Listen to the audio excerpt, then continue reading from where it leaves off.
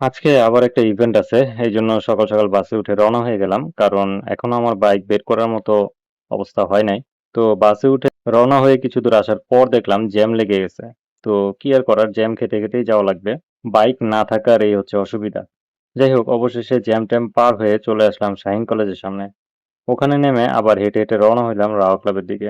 মনে হইতেছে বাইকটা খুব তাড়াতাড়ি ঠিক করানো লাগবে, নইলে আমার অবস্থা খারাপ হয়ে যাবে। এরপর রাওয়ার হলে ঢুকে দেখি মালামাল এখনো উঠানো হয় নাই। নিচে গিয়ে দেখলাম মাত্র লিফটে মালামাল তোলা হইতেছে। সেখানে দাঁড়ায় ওদেরকে একটু তাড়া দিলাম তাড়াতাড়ি মালামালগুলো তোলার জন্য। এরপর উপরে উঠে চলে আসলাম।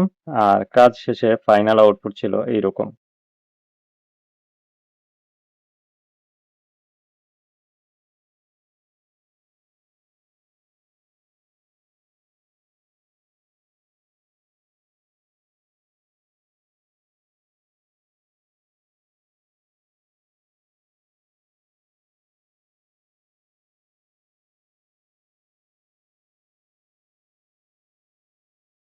তো ইভেন্ট তো শেষ হইলো, এখন বাসায় যাব কিভাবে? বাইরে প্রচন্ড বৃষ্টি।